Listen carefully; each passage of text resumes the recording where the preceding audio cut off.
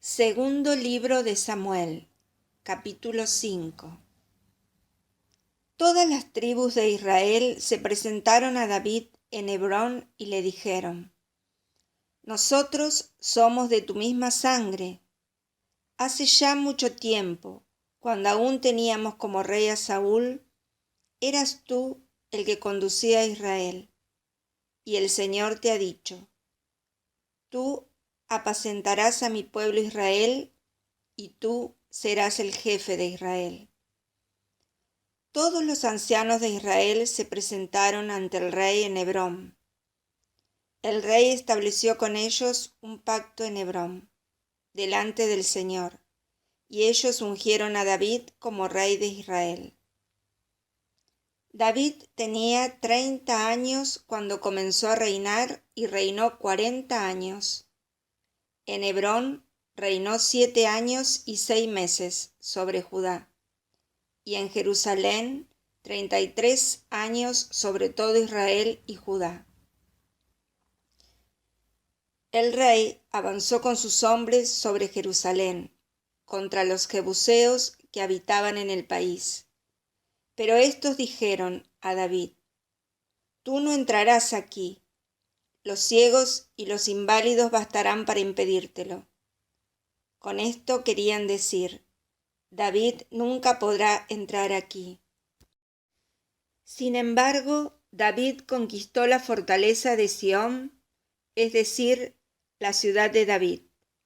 Aquel día él había dicho: El que quiera derrotar a los jebuseos, que se meta por el canal. En cuanto a los ciegos y a los inválidos, David siente aversión por ellos.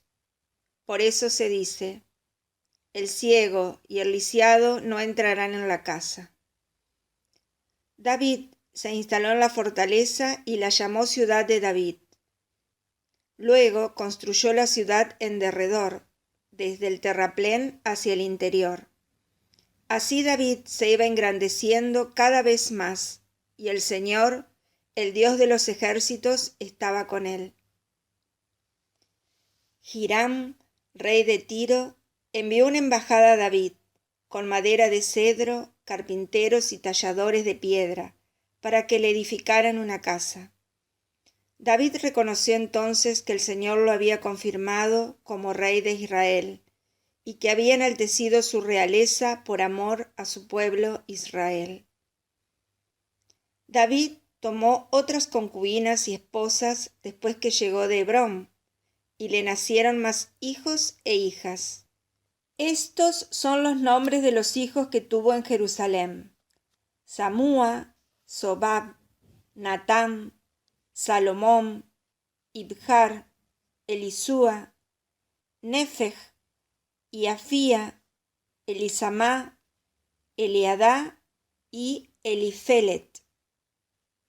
Cuando los filisteos oyeron que habían ungido a David rey de Israel, subieron todos para atacarlo. David se enteró y bajó al refugio. Los filisteos llegaron y se desplegaron en el valle de Refaim. Entonces David consultó al Señor, diciendo: ¿Debo subir contra los filisteos? ¿Los entregarás en mis manos? El Señor respondió a David: Sube, porque ciertamente pondré a los filisteos en tus manos. Enseguida David se dirigió hacia Baal Perasim, y allí los derrotó. David dijo: El Señor ha abierto ante mí una brecha entre mis enemigos, como una brecha abierta por las aguas.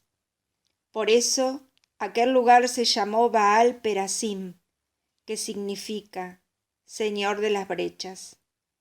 Como los filisteos habían abandonado allí sus ídolos, David y sus hombres se los llevaron.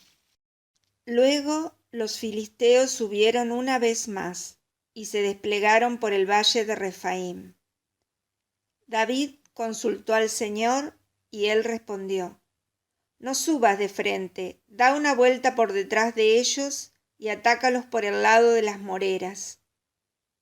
Cuando oigas un ruido como de pasos por las copas de las moreras, irrumpe decididamente, porque entonces el Señor saldrá delante de ti a derrotar el campamento de los filisteos.